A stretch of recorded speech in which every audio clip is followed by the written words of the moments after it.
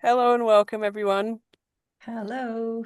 Welcome to our tutorial for this evening. It may be this morning for you, so good evening, good afternoon, good morning, wherever you're calling in from. We have a special session for you today, and I have something to let you know right from the outset that I'm sitting in my car. We've had a massive storm come through this area, and trees have gone down absolutely everywhere, and all the power on the internet's out. So I went off for a little drive to find one little bar of internet so I could be here to host, and my daughter Maya's here somewhere in the background as well, helping us. Um, but so this is our business tutorial for the Permaculture Educators Program. And I'm really glad that you're here because we have Koren Helbig here today to share with us a really wonderful workshop about exploring a permaculture approach to how you can market the kind of permaculture offerings that you have and really putting that ethical permaculture lens on something that many people find very I'm not going to speak much because I can see that my internet's kind of glitching me out. Oh, I'd love to hand over to Corin. Maybe you could do your introduction as well, rather than relying on my glitchy internet. I'm sorry about that. oh, But not a I'm so problem. glad to see you all. Corin has said that she's going to do a presentation, but she's also very, very open and welcoming of you asking her questions directly. She is an absolute legend in this space. So please feel free to tap into the wisdom that's in the room today. So thank you, Corin, for being here. It's an absolute delight and honor to have you here. And thank you, everyone, for being part of this session today. Enjoy. Oh, awesome. Thank you so much for having me. Before I get started, I'm going to do the scary bit, which is try to share my screen and just make sure I nail that. So hopefully you're now seeing a green screen with Foundations of Permaculture Marketing. So are you Perfect. seeing that work? Amazing. Brilliant. Okay. Well, thanks so much, everyone, for coming along today. I'm Koren, and I'm coming to you from Tandanya, Adelaide. So I'd love to begin by acknowledging the Kaurna people as the traditional owners of the land on which I'm coming to you from, and pay my heartfelt respects to elders past, present, and emerging. And I would love, love, love to know where you're coming to me from. If you know the Indigenous place name, feel free to drop it in the chat, or if you don't, just let me know where you're from. And you might want to tell me also what type of business you have, if you have one, maybe the industry or field you're working in, or the types of people you serve. I'm curious to see what kinds of people we have in the room. I do have the chat open on the side here, so I'll try and keep an eye on that as I'm presenting. Hi, Jackie. Thanks for saying hello. All right, let's see if I can get this going. So, I wanted to start off with a caveat and a request. So, the caveat, I'll start with that. This is the first part of a much larger framework that I'm working on. It's something that has been percolating in my mind for years, and something that I've been working on really solidly for the past 2 months. So, you people are the very first to see it. And I guess this element that I'm going to be sharing with you today is the foundational idea, the foundational concepts, the underlying theory. So, a bit of a heads up that we will be talking in largely theoretical terms, but I learn by doing, and I know a lot of people do too. Most humans do, actually.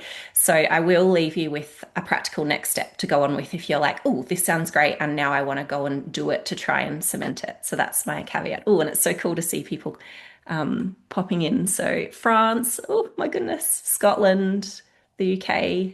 Oh, Murray Bridge. Hi, Barb, fellow South Australian. I love that. Ireland, Bathurst. Oh, people from everywhere.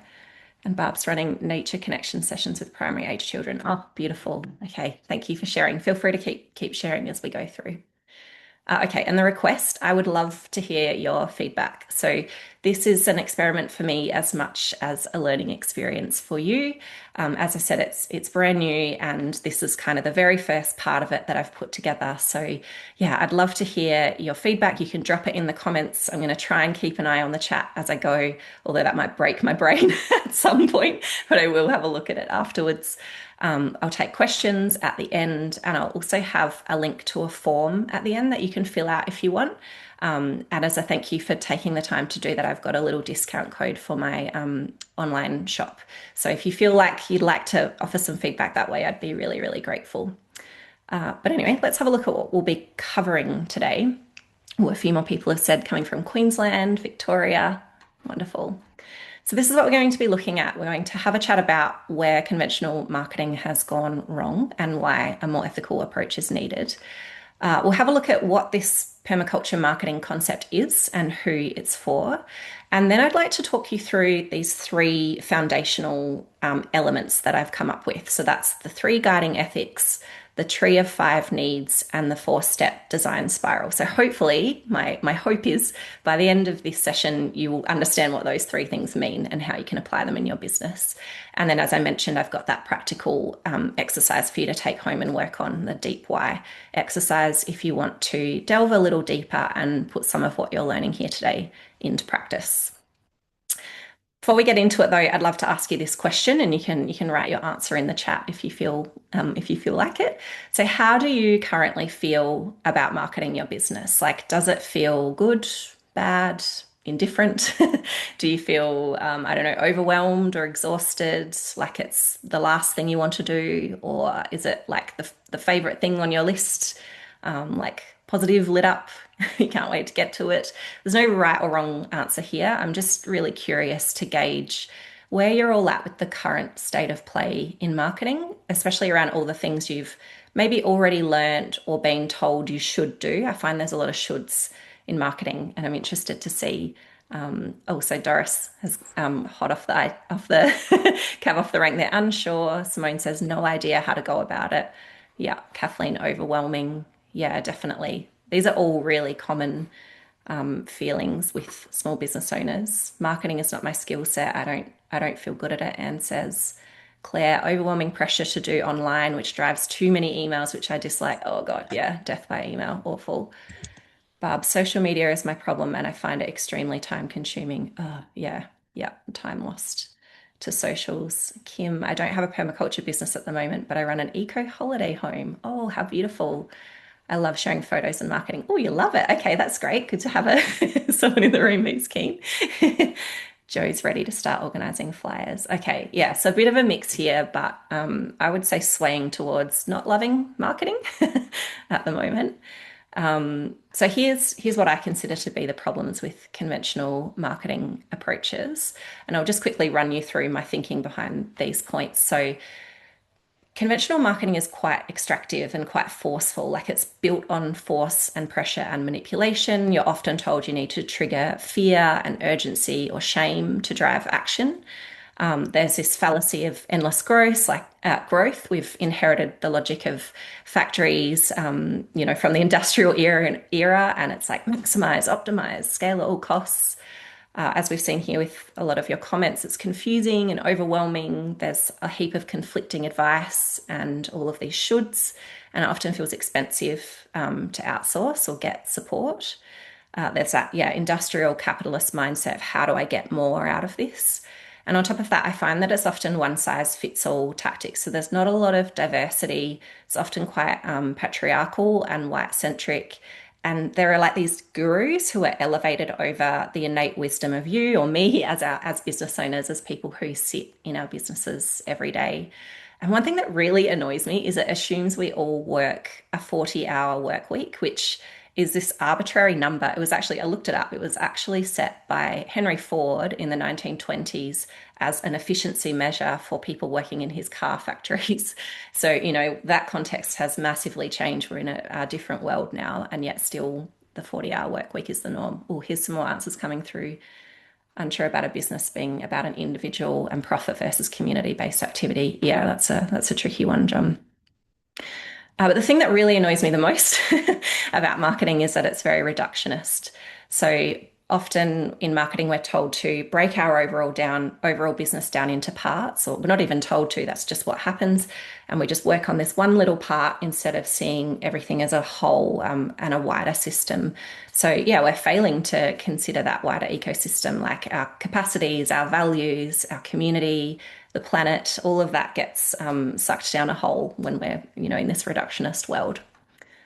Oh, yeah, and we've got a few here. Very complicated to reconcile everyone's needs and limitations, especially since my specialty is horses. Oh, how interesting. Costs are significant, stakes enormous due to climate impacts. Yeah, yeah, absolutely. So at this point, you might be thinking, okay, well, who even is this woman and what authority does she even have to speak on marketing? So let me introduce myself. I've worked in communications for more than 2 decades now. So I started my career as a journalist and I worked as a full-time journalist for about 8 years, including a stint as a political journalist in Brisbane for a major metropolitan daily newspaper. That photo in the top left is me interviewing the Deputy Premier on the government jet, which was a very exciting day. But I moved to Spain in 2012 and launched my own marketing business at that point. So since then, I've worked one-on-one with more than 100 people, small business owners worldwide, and hundreds more in settings like this in sort of group trainings. But you're all permaculturists, so you will relate, I think, to this. I trained in permaculture in 2017, and that really changed everything. It changed my perspective on all areas of my life. It started with changing my living circumstances. So this is a photo. I've got some photos here of my garden. I've got a little urban context here in Tundanya, Adelaide, and I've created a little food forest in the back. And it's a really cool little space now. But in the last few years, I've gotten more interested in how I can apply permaculture to business and marketing. So that's why we're here today. This kind of is the end point of all of that. So outside of work, yeah, I'm a food gardener, a chicken owner. I've got a photo here of 3 of my ridiculously adorable 5 Pekin Bantam chickens. I'm a keen 4-day work week enthusiast, so I only work 4 days a week. I love afternoon naps.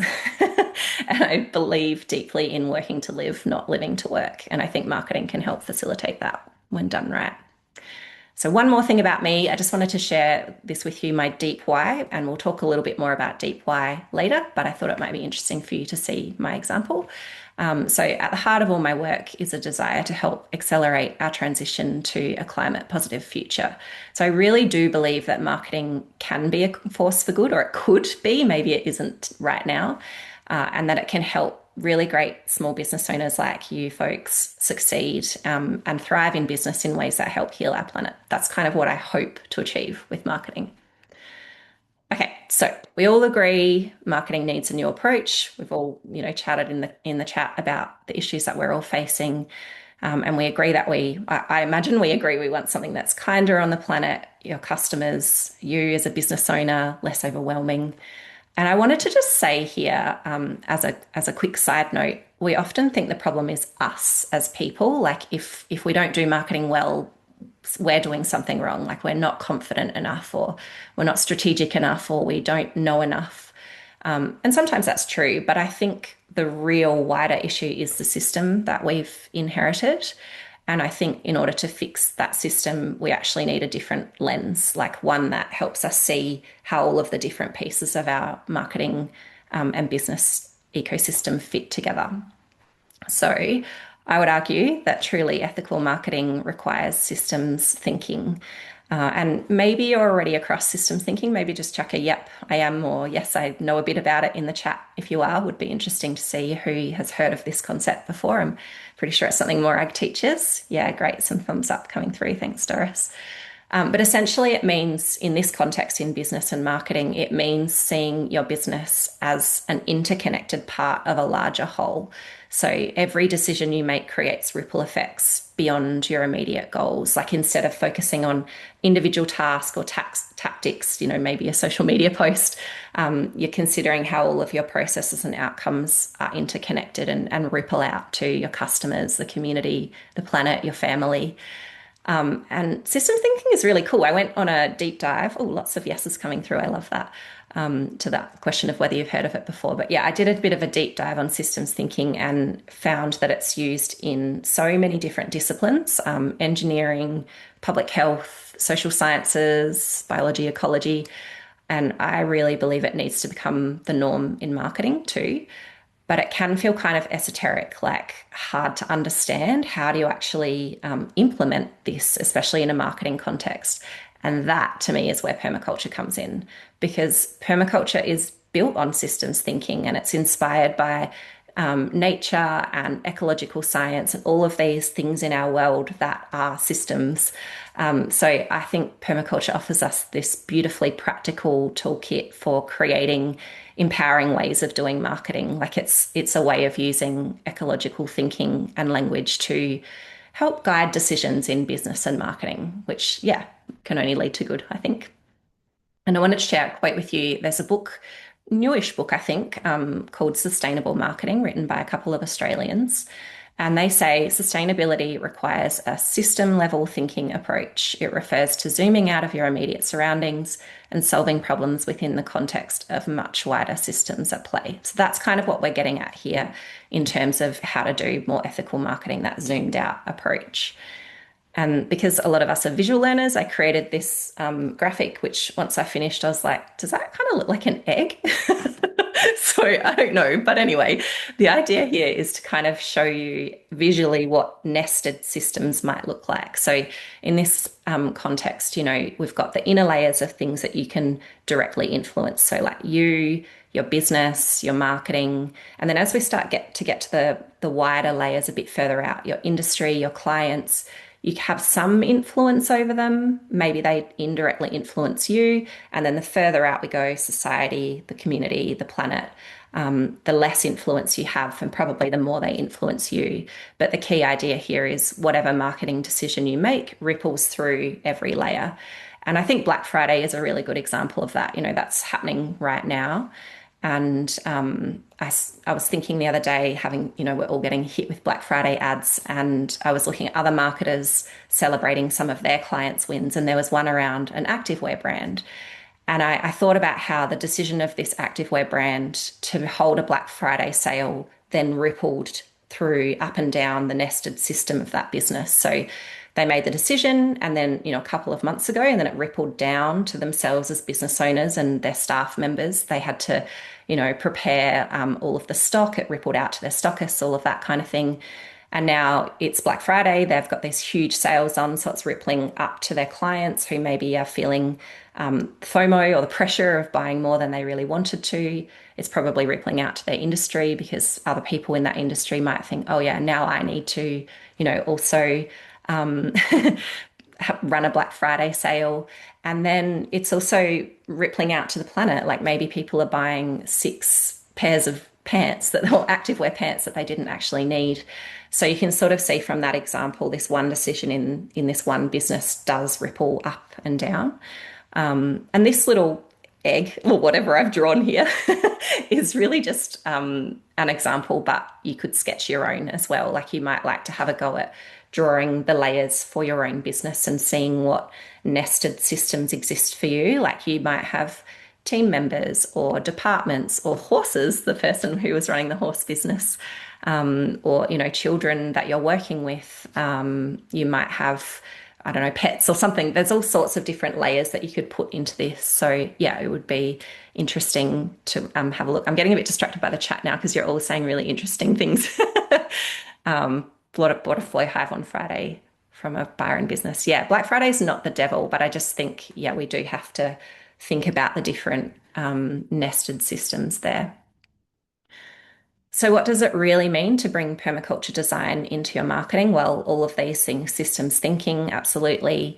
I think it means like at the very core of your marketing are philosophies and approaches that are grounded in sustainability. So, nature-based approaches, ecological thinking and design, sustainable and regenerative living. I also quite like that permaculture draws from Indigenous knowledges, and we need to acknowledge that and acknowledge that we gratefully stand on the shoulders of ancestors who came before us. But in this way, it can almost become a gateway back to ancestral knowledge, which I think is a positive thing. And it also means less overwhelm, I reckon, because you're applying a design system that has been used and honed since the 1970s. Okay, like originally permaculture was designed for gardening and landscape design, but we're increasingly seeing it being used for other modalities and other ways of thinking, in the home, in schools, and all sorts of interesting places. And I think it's marketing's turn. So that's what I'm going to walk you through now, a bit more about how permaculture can be used in marketing. So what is it? What is permaculture marketing? It's definitely not like my exact process or a proven framework or a foolproof blueprint or, all of these things I see everywhere. Every man and his marketing dog is hawking their thing in this way. And I find it really frustrating because it's really reductionist, and it's quite prescriptive. And as I was saying before, it ignores your unique context of your business and who you are as a person and your capacity and all of these sorts of things. So instead, I think permaculture marketing is just a set of practical design tools. Like it's the same design tools we use elsewhere in permaculture to design a garden, just applied to your marketing ecosystem. And that's what allows you to create something that feels right, like for your unique business and skills and human capacity. In the same way, the garden that I design, like the drone shot I showed earlier of my backyard food forest, might be completely different to the right garden for you. It's the same with marketing. The marketing that I do might be completely different to the right marketing for you. So I think it's like a choose your own adventure map. That's like the kind of coolest way I could think to describe it. But if I had to just sum it up in a couple of sentences, I would say this: that permaculture is a regenerative, human-centered alternative to traditional marketing. It uses permaculture design thinking and tools to help you grow your business like a healthy ecosystem with ethics, balance, and long-term sustainability at the core. Yay, give me more of that. Okay, so who is it for? Well, I think any business that values the triple bottom line of people, planet, and profit. Obviously, most modern day businesses focus very heavily on the economic bottom line, and obviously that's important. Being financially stable is hugely important. We all need to make a living, and it's really difficult to do good in the world when you're under financial stress or pressure. But I don't think you're engaging with the permaculture framework unless your business is also considering planet and people as well. That aligns with the permaculture ethics. And I would argue that we need rapid transition to this kind of thinking in every business if we're going to secure a regenerative future. So I really do think this framework can apply to any type of business. It's not just farmers or gardeners. It's like service-based businesses, personal brands, product-based businesses, nonprofits, social enterprises, entrepreneurs, consultants, like you name it.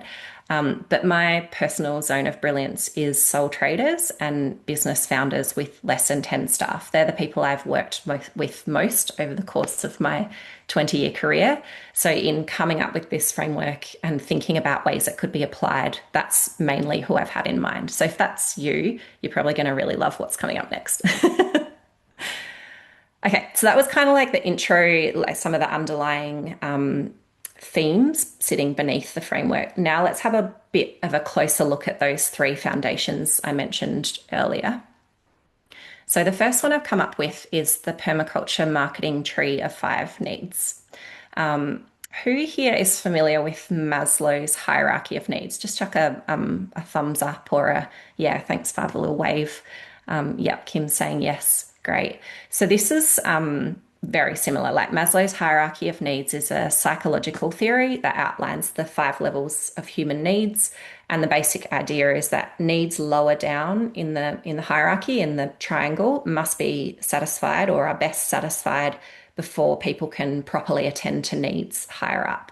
So this is literally the same idea, that the things at the bottom of this triangle, so ethics and principles, for example, are what we need to attend to first. And it's this actual living ecosystem where each layer nourishes the next step above it. So when foundational needs aren't met, like if you don't have your deep why and your niche sorted, and I'll talk more about these in a sec, what they actually are, but no matter how hard you work on your Instagram posts, you're going to struggle, or they're going to feel harder because those foundational needs at the bottom of the tree aren't met.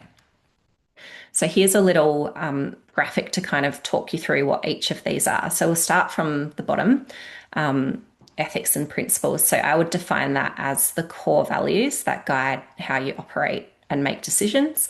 And when we're using the permaculture design system as the overall framework for this, brilliant. We've already got 3 ethics and 12 principles within this system that we can rely on and work with. So that's brilliant. That's really helpful. Second in the hierarchy would be your deeper purpose. So something that drives your work beyond just making a profit. And I've been reading a lot on this over the past 2 months, and everywhere I look, the research shows we are happier when we are working on something that helps something beyond just ourselves or beyond just makes ourselves money. So finding something, a reason within your business that you are existing for beyond just you and beyond just revenue. That's sort of the second foundational. Third is the niche. So you'd probably all be familiar with this word, the specific people you serve and the needs you help them meet. I find a lot of people get really confused about this, but I heard Tad Hargrave, who's the Marketing for Hippies guy, call it your role in the community. And I thought that's just beautiful. He had identified that the word niche comes from a French word, I think the French word, which means nest. And so your niche is like, where's the nest in the community that you want to settle into and make the most good in the world? So that's a beautiful way of thinking of it, I think. Fourth, we have offers. So the products or services you sell to deliver transformation to your clients. So what are you actually going to offer? Like, how are you going to package up the things that you do into a product or into services to help the people in your niche? And then very last at the top are the tools. So this is the marketing platforms and tactics, the social media, the email, the Google business, the website, the flyers, whatever, that's right at the top. So you can see that this is a nested system. It's an interconnected system. There's systems thinking happening within this tree of 5 needs. And why do I keep calling it a tree? Well, because I think we can conceptualize it like a tree. We can think of it in this same way. There's 5 things here. They can relate to the soil, the roots, the trunk, the branches, and the leaves. So the soil being your ethics and principles, that's like the foundation of your entire marketing ecosystem, or the fertile ground that everything grows from, if you will. And then at the deep Y level, you can consider them like your roots. It's like the stabilizing structure for everything else. It's anchoring you, it's helping you draw energy from your ethics, it's connecting you and sending nourishment and nutrients through up into your niche and your offers. But if those roots are shallow or they're not strong, growth will be unstable in exactly the same way that a tree would topple if its roots weren't strong and stable. So deep Y, really important there. And then your niche, you can think of that like the trunk, like your right place in the overall ecosystem of our planet. And I think it's nice to think about this as a trunk helping you grow in a direction that's sustainable for you and beneficial for the world around you. And then we get up into the top of the tree. So we've already got, a lot of people are thinking already at the top of the tree, but before we get there, we've got to think of these sort of foundational parts of the tree, and then we get to your offers as branches. So you can consider these as like pathways for connection, and the key way your business expresses its purpose and makes your mission a reality. And then at the very top, we have the leaves. So these are the most visible part of a marketing ecosystem in much the same way that they're the most visible part of a tree. And they're kind of like photosynthesis tools that help, capture and transform and distribute energy. So like clients, income, impact in the world. So they're sort of like leaves capturing sunlight and turning it into a nourishment for a tree. And then if all of this is done well and you've got all of the layers well organized, then you get this 6th layer of income and impact, which you can think of as fruit. And just like a tree, you don't get the fruit if the other elements of the tree aren't, like, you can't. Your tree won't fruit if it doesn't have roots. Your tree won't fruit if it doesn't have, in most cases, if it doesn't have soil, or maybe the fruits that it gives will be poorer or less or something like that. So I think it's a really nice way to conceptualize the importance of all of these different elements. But most people start here. They start at the top. They start with the tools. They dive straight into, like, should I be on Instagram or TikTok? Should I get a website, or do I just need a landing page? Should I advertise in my local wherever? Or, you get really stuck in, where should I be? But they are actually only tools that amplify all of the other layers underneath. And if those layers underneath are unclear, that's when it all starts to feel overwhelming and exhausting and like, I don't know where to turn up. I don't know what to say. I don't know what works. So I guess in this way, this tree of five needs is kind of mirroring natural systems. Like we were saying before, a plant doesn't start with the fruit. It starts with the soil and then the roots and a seed and it grows. So in the same way, marketing, ethical marketing doesn't start with Instagram posts. It starts with ethics and purpose. And the leaves won't work. They won't photosynthesize without connection to solid roots and soil. So hopefully that's like an image that works in your mind. So I would argue that instead of starting at the top of that tree, we need to start at the bottom with ethics and principles. And again, this is where permaculture is just such a beautiful framework for this, because we're already provided with three ethics that are common to many traditional cultures around the world that have connected to land and nature throughout history. So there's a long history of these ethics working to create sustainable and regenerative societies. So let's roll with them. And these ethics shape every decision that follows in your business. They're kind of like a compass, guiding you to true north. And I think if these ethics are confused or missing, everything that you build on top feels a bit shaky. But when they're clear and you can speak clearly about them, everything else becomes easier and clearer and more naturally aligned. So I wanted to sort of start there at that ethics element with the three permaculture marketing ethics. And we're literally just using the permaculture ethics of earth care, people care, and fair share. And I wanted to run you through some thinking that I've done around how we can redefine them for marketing. I consider these to be the moral codes against which we test our ideas, strategies, and outcomes. And I love, again, that these ethics are already getting you into a systems thinking mindset. It's thinking of your business as nested within wider systems of, yourself and your community and other people. That's the people care element, and nested within the earth at large. That's the earth care element. So already the permaculture ethics are encouraging us to think in this systems thinking way. We didn't even have to try. All right, so let's have a look at all three of them. So if I was to redefine earth care for marketing, I would make it sound something like this.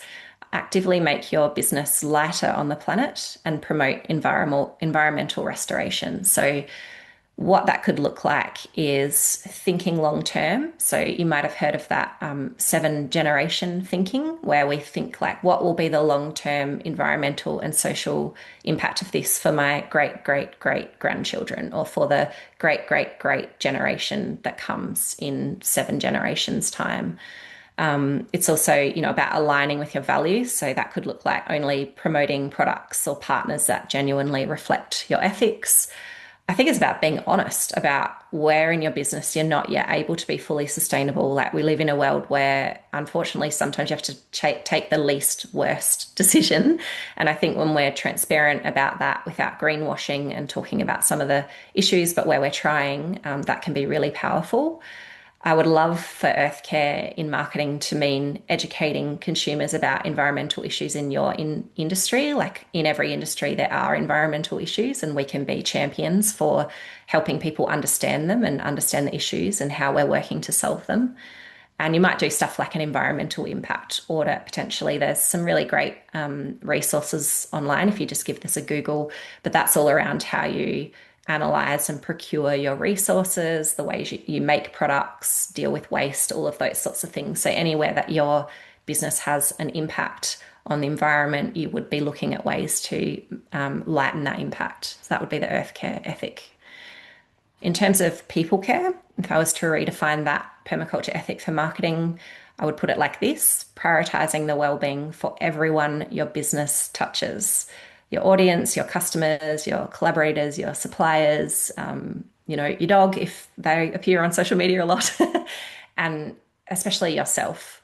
I see this all the time, that so much of the marketing we do requires us to abandon ourselves and what feels good to us as people. So I would say that's where the ethic of people care, we can pull that into play. And choose marketing methods that feel sustainable for your unique energy and time and nervous system. But then, of course, looking at other people as well. So marketing with empathy and understanding your audience's needs and desires and challenges, and then actively listening to customer complaints as feedback that can help improve products and services. We often get quite narky about feedback, but it's a really beautiful loop that we can pay attention to in order to have better people care. I would love to see more consent and respect of consent in marketing. There is so much marketing that is about, forcing people into stuff or adding them to things that they didn't really want. I would love us to do marketing that invites rather than pressures, without manipulative tactics and fake scarcity tactics and all that kind of stuff that's just works short term, but long term ruins everything. Prioritizing accessibility would be a huge part of this, so that people of all different shapes and sizes can access anything that we're marketing. And community over competition. So I think one of the ways that natural systems get ahead is by collaborating and helping each other and uplifting others in their ecosystem. And that's a pretty big shift for business. But I think there's a lot of power in that if we're looking at it from a people care perspective. And then the very last ethic of fair share. So if we were to redefine that for permaculture marketing, I would say market in ways that create mutual benefit and fair exchange, and redistribute your surplus. And the main idea here is enoughness, embracing enoughness as a business concept. So that would be about figuring out what is enough for you, like how much do you need to earn? How big do you want to grow? Maybe you don't actually want staff. Maybe you're happy being a sole trader, forever. So that's an enoughness element for you that you can design your whole business around. And that's a really beautiful way to have fair share, because we're no longer operating in this endless growth fallacy kind of world that, you're only a success if you've got 7 figures and 150 staff or whatever. And I think this is a really good opportunity to use your profits for good and create a legacy. You might donate to charity, absolutely pay the rent to First Nations people in your area. You might offer ethical payment plans or scholarships, sliding scale pricing, potentially pro bono services, free or discounted. Like, there's a heap of different ways that you could pull fair share into your business. You don't need to do all of them. You can pick what you think works best for you. But the idea is to balance giving and earning. So ensuring you have a stable base, that you're covered and you're stable and financially secure, and then circulating the value rather than hoarding it, which, I mean, that kind of seems obvious when you say it, but I don't think that's a ethic that most businesses operate from. And you might have heard of this fairly old now book, The 7 Habits of Highly Effective People, that Stephen Covey in there describes something very similar to this as beginning with the end in mind. And he says, by keeping that end clearly in mind, you can make certain that whatever you do on a particular day does not violate the criteria you have defined as supremely important. And to me, that's at the crux of putting ethics and principles at the base of all of our marketing. It's like, I have decided that the earth and other people and fairly distributing resources is supremely important to me. So in all of my decisions that I make as a marketer and a business owner, I'm not going to do anything that violates that criteria. And that's sort of like a simple way to consider it. And we also have the 12 permaculture principles at that base level too. I kind of don't have time to get into that right now, but yeah, I'm working on a resource around that.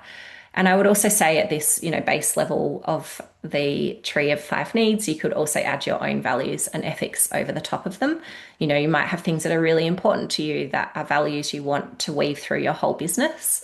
But I would argue that every regenerative business needs at least the 3: earth care, people care, fair share, to be able to be truly regenerative. Okay, cool. So we've talked a lot about ethics and principles. You might be thinking, yeah, great, but like, how do we create the other layers? All the other layers in this tree or this pyramid. But yeah, I guess what we've been speaking about is quite conceptual, quite high level. You might be, itching to learn how to do it practically. And so I've come up with another permaculture marketing concept that kind of steps you through how to do this, how to figure out the other layers and kind of anything else in your business as well. So allow me to introduce the four-step permaculture marketing design spiral. The four steps are observe, design, implement, and iterate. So you've all studied permaculture. You might be aware that heaps of permaculture design frameworks have been developed over the years. If your forte is memorizing streams of letters, you might like to look up SADIMET, like SADIMET. There's another one, OBREDIMET, CAP. Like there's heaps, and they're all really effective. They all work in similar ways. But personally, I found them overly complex. Like I couldn't remember what all of those letters meant and how to apply that, in my own life and business. And so this is a simplified version that I've created. It's just four steps. That's all you need to remember. And you can literally apply it to everything from, those big picture questions like, what am I here to achieve? To the really practical decisions like, which marketing platform you should use or how you write a sales page. And Morag actually pointed this out to me, which I loved. It's modeled on the action learning cycle, which is how all humans naturally learn. So if you think about learning to walk, not that many of us probably remember that, but we've all seen it happen probably with children in our lives. And it's like you first observe an adult or adults around you walking. So you're first like, how are they doing that? And what's going on there? And then you have a think about it. You're designing in your brain, well, how will I have a go at that myself? And then at some point you get up off the ground and you start to take the first steps. You're implementing what you've observed and designed, and it's probably a failure. You probably fall over. And so at that point you iterate. You think, well, what went wrong there? And what could I do differently next time? And then you start again. You observe again. And literally that is how we learn to do most things in life. So it's really fitting, I think, that we can apply this cycle that we all inherently know we can apply into something that feels so complex like marketing. And this was another thing that Morag beautifully pointed out to me. I should mention she's been mentoring me with this project, and I'm just so deeply grateful for her knowledge and assistance with all of this. But Morag pointed out that this is more like a spiral, less like a circle. And I 100% agree. It is like an ever evolving cycle. So the spiral, and at some point I'll get some beautiful artist to create a graphic for me about this, but it sort of visually represents that iterative growth and learning, which, that's a key permaculture pattern, that it's iterative, it's not linear or circular. So you don't necessarily move through this once and finish. It's like that learning to walk example that I was talking about before. You get to iterate only to start observing again. And this is a beautiful pattern that you can have cycling through your business at all times. But crucially, each time you're at a slightly wiser level. So it is iterative. You are slowly learning. And I'm doing that with this permaculture marketing framework right now. That's how I'm creating it. I've spent a couple of months sort of observing and designing, presenting this to you as part of the implementation stage. I'm really hopeful that some of you might provide me with some feedback, which will help me iterate. I've got a few other friends and colleagues who are testing it as well, and I'll then go back through that cycle and keep growing it. So it really can be applied to anything. I've used it with clients to help them figure out their niche. I've used this process to help people figure out how often to post on Instagram, observe how much time you have a week, design the content strategy for a week, implement it, see if you actually can dedicate that much time. If it takes you longer, if it's shorter, iterate, observe again. So it's really useful tool that we can use to create something that's really fits us as business owners and our context. So I would say that this four-step design spiral sits at the heart of permaculture marketing. It is, the practical tool that you'll use again and again. You can use it to refine and define that tree of 5 needs that we walked through before, and any part of your unique marketing ecosystem. So we've talked very theoretically and conceptually here, and I will give you a practical exercise to try out in a sec. But first, I wanted to ask you, how's this all landing for you? If you want to drop some thoughts in the chat, like, is this feeling like something you can sort of wrap your head around? Are there, I don't know, some synergies with things you're already learning in other areas of permaculture? Is it all going over your head? Are you confused? Is it feeling good? I'd love to know. And while you're having a chat, I'm just going to take some water.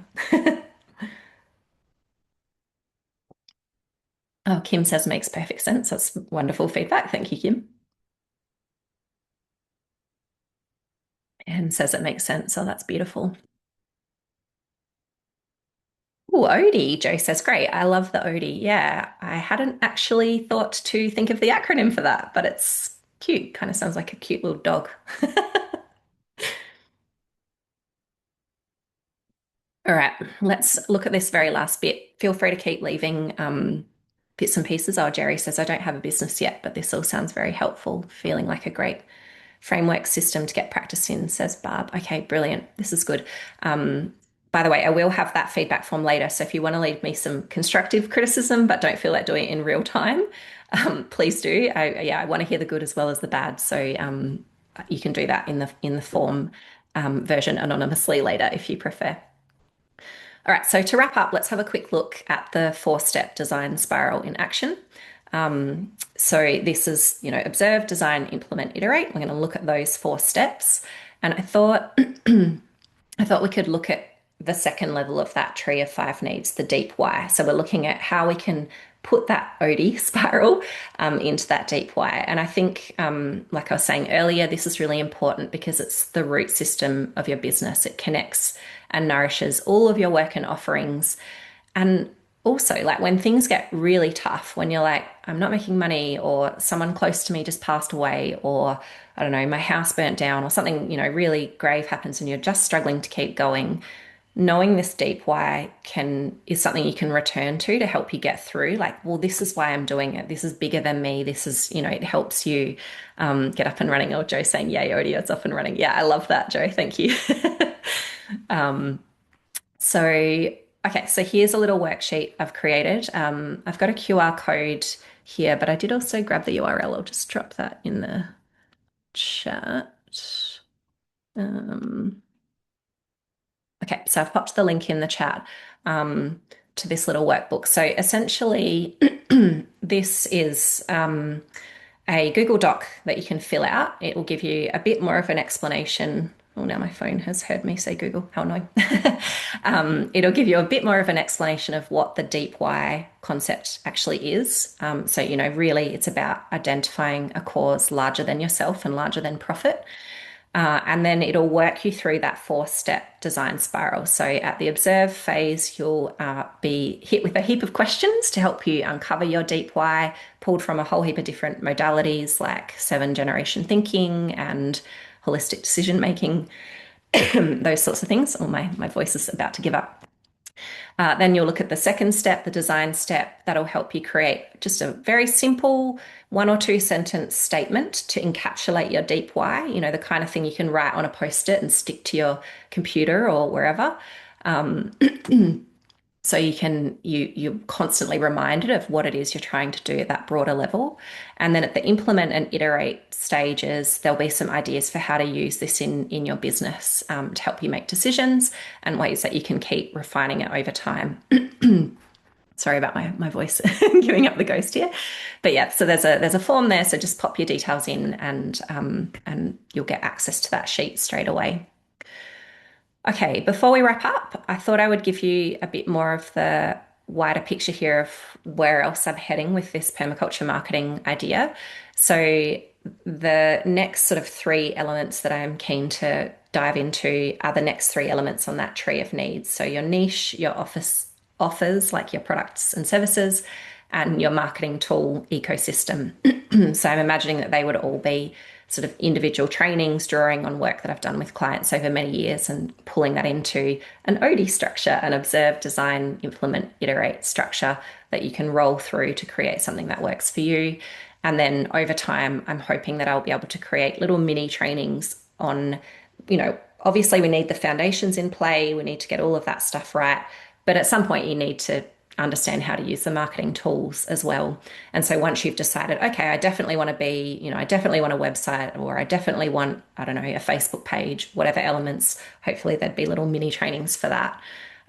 So yeah, if you have any feedback on the kinds of things that you'd like to see, I'm not saying that you need to buy them or anything. I'm just interested in you folks as business owners giving me a bit of a steer in the direction that I might go to. And I do have a few of these things on my website already. There's one about SEO, one about client testimonials and one about something else, website analytics or something like that. So yeah, in the future, I'm hoping it'll be, part of a much larger framework. I'm still kind of mapping that all out and creating it all, but that's where I'm going. And you'll notice that I've used design as the verb at the beginning of each of those. And that's really a reminder for me and for you that we as business owners are in charge. Like, this isn't a one size fits all approach. You will use that design spiral to create each layer in a way that works for you. And I think that's the heart of making marketing more ethical, more effective, more human centered. Yeah, I love, Michelle, that you've said it feels more human centered. Oh, and a link, I will check that out. Thank you for sharing that. So that's it. That's all that I had prepared for you. And as I mentioned at the beginning, I'd love to hear your feedback.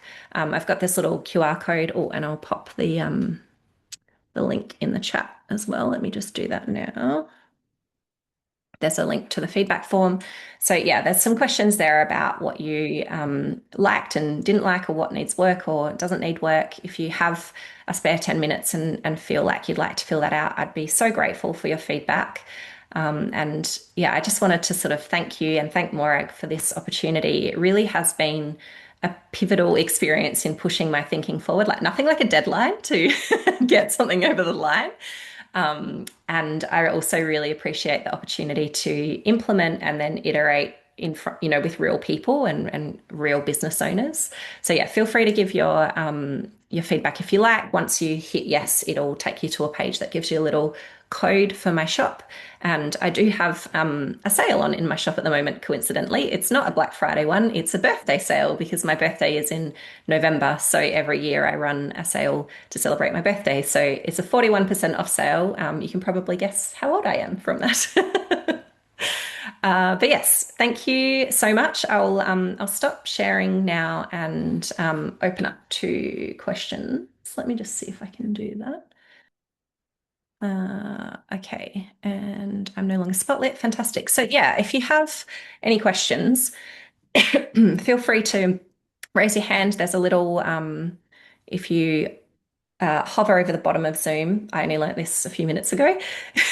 Morag, feel free to take over at any point, but there is a little react section. You can raise a hand. I might hand over to you. You're probably much better at this part of it. Oh, thank you so much, Koren. Well, I'm sitting here in the little car light and I'm about to run out of battery, so Oh, fingers okay. crossed this I can stay here.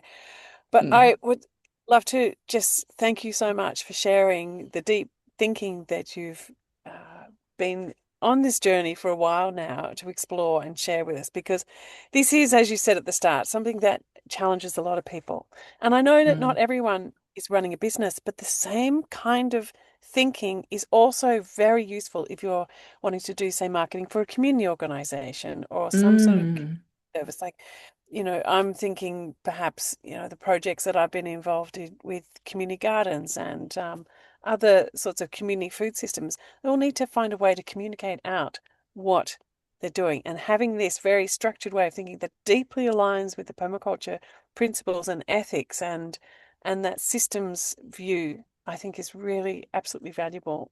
So thank you.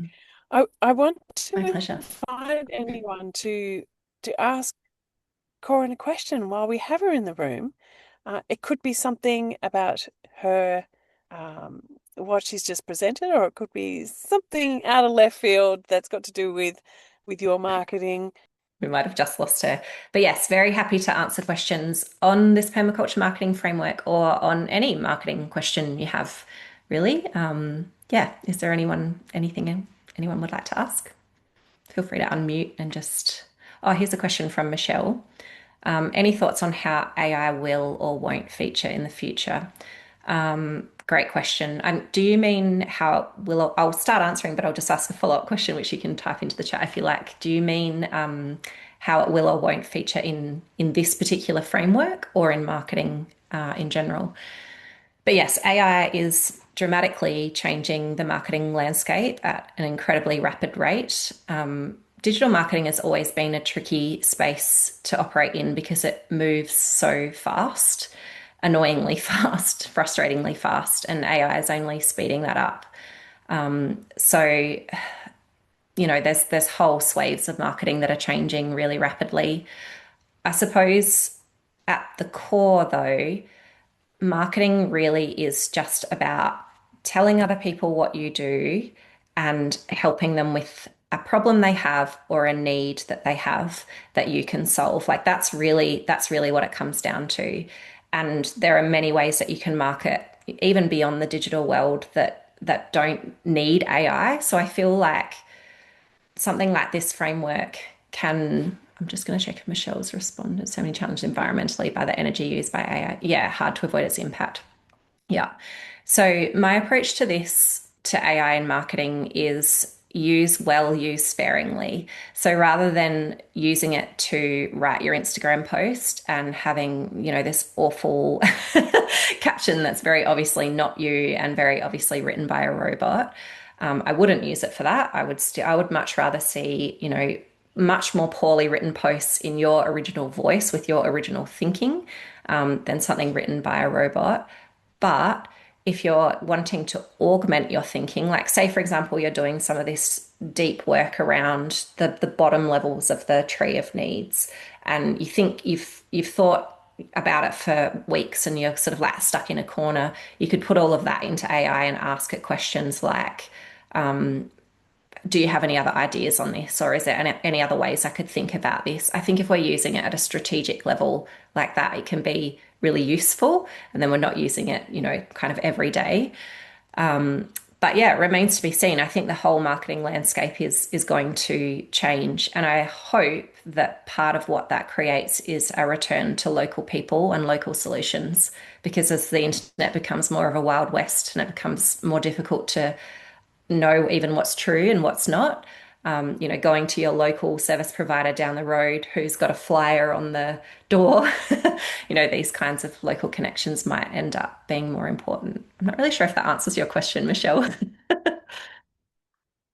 Feel free to unmute if you want and add any further thoughts. I'll just have a look in the chat while we're. Love the coming together of permaculture principles with business and marketing concepts. Oh, great. Thank you, Kathleen. Um, oh, and Nikki said this reminds me of Simon Sinek's Start with Why. Yeah, absolutely. In that deep why worksheet, I've actually linked through to that exact same video. So yeah, that's a really good one. Question from Morag. What kind of help do you think you'd need to get started or progress with your own marketing? Where do you get stuck? Okay, so that's are you asking me that, Morag, or is that a prompt for others? Um, Yeah, for everyone, just to think about what are great. also to give you some feedback as well about, perhaps what are the types of things that people would like to learn more about to let the types of workshops that would be useful, that sort of thing. Brilliant. Thank you. I know we're almost out of time, but I really love this question from Blair. As someone that is not so familiar with the marketing world, what are some types of marketing that are a no-go for you? Oh, yeah, love this. Um, there's there's not that many types of marketing that are a no-go for me if they're done with a human-centered lens. So a really good example of this might be cold calling. So there are some people who, and I've seen this advocated in some marketing workshops that I've been in, they're like, buy 5 new email addresses a day, aim to, use a bot to spam 500 people a week. All of those email addresses will get blacklisted. That's why you need to keep buying more, but eventually you'll get customers, da da da. Like that is not human centered at all. That is just so awful. And like that's a no go for me. But cold calling done from a human centered way. So, for example, you might have someone that you really want to work with. Say you're a service provider and maybe you're a coach or something like that. And there's someone in your community who's great, who you could help, and you really want to work with them, but they don't know you. And so a human centered approach to that might be you follow them on social media, you start popping the odd, well thought through comment on their content. Maybe you sign up to their newsletter and you reply to them, you start engaging in a human relationship. And then at some point, maybe, they come asking for help or they notice you or it becomes more of a conversation. And that's that idea that we were talking about earlier with the ethics, where it's more of an invitation and not a pressure, like less of this awful scattergun stuff and more of like, we're all just humans. Like, can we speak to each other as humans? Another thing that Tad Hargrave says, which I really like, is get to the heart of whether it's a good fit. So don't go for the sale. We're not in the business of pressuring people into buying. We're in the business of deeply understanding if what I offer is right for you. And if it's right for you, then, then we move ahead with it. And if it's not right for you, then we just go and find someone else who can provide it. So I think these are much more human-centered ways to approach marketing, which feels better for me as a marketer, for you as a business owner. Yeah. Koren, What do if you think, Lauren? people have questions that emerge after this session has closed because just been Mhm. taking things on and go away and think about the questions and the prompts that you've given people. Is it okay if they get in touch with you to ask that question, or how would you Yeah. like to follow on anything to do with what you've offered today? So I think the first port of call, if you have extra questions, I would love, love, love to hear them because all of that is going to help me develop something that's really deeply useful for people like you. Um, so I guess the first port of call there would be if you could fill out that feedback form. That gives me a whole heap of information. And there's a anything else you'd like to add box at the end, which is like a free for all. Just write anything in there that you want. And I'll get all of them in straight into my inbox. So I'd be really happy to reply and let you know. Also, if you are doing that deep why worksheet and you feel like you want to send that back to me for a look, I'd love to see whether it works, like whether what you're filling out there is the kinds of responses that I was hoping it would, activate or thinking it would activate in your brain. And I'd be very happy to go, oh, here, maybe you could, steer a bit more this way, or have you thought about? So yeah, very happy to be in a bit of dialogue around this because it is experimental for me. I know we're about to wrap up, but I really want to take a photo of us all as well. Is that okay? If you're not okay with that, feel free to turn your camera off. And if you are okay with that and would like to be on camera, please do turn it on. I'll just give you a moment and I'll pull up I'm my trying to turn mine on. camera. There we go. My light just went off again. Thank you. I had this huge note, take a photo on my desktop. I just saw it Oh pop yeah, up great. in the Please nick of do. I've got a time. halo. Isn't that wonderful? I have a halo. That's so cool. Wow. Oh, Okay. Big smiles, everyone. You're officially on camera now. Oh, beautiful. Thank you. Thanks very much. That's me doing my own marketing. I remembered to take the yeah. photo. Well, Corinne, thank you so very much. And I want to encourage anyone who's here who does have a go at doing the big why to take up Corinne on her offer to have a look at it and to give you feedback. It's an amazing opportunity to really do that deep dive into that sort of foundational work that everything else sits on top of. And it's not like necessarily that, once you've done it, it's going to be that's it forever. It's something that grows and deepens Mm, and morphs and change. But to find that sort of place where you feel, yeah, this is where I feel really deeply grounded. This underpins, or this is the sort of the soil that nourishes everything that I want to do. That's a really important place to spend time. mm, And I often think we don't get enough chance. We don't give ourselves enough chance to dwell in that soil. So yeah, please do, and please follow up with Corin's beautiful offer. So yeah, we are over time now, and I want to thank you all for being here so very much. The recording of this will be available in the event listing shortly. So if you wanted to go back and have a look at those slides again, you can do that. But also, yeah, to follow up with any of the links that Corin sent through. Thank you so much, Corin. oh, thanks for having me. What a joy. And I'm sorry Thanks, that everyone. I created a bit of a fluff that point of Oh, getting here. I was emailing her before and saying, trees have come down, no power, I can't open. And then I finally found this little spot where there's a little bit of internet. I literally have 2% left battery on my oh computer. wow. I'm so woohoo. It was meant to be. All right. Thanks everyone. Brilliant. Take care. Bye. Bye. Thank, hope you feel better Bye. soon. Bye.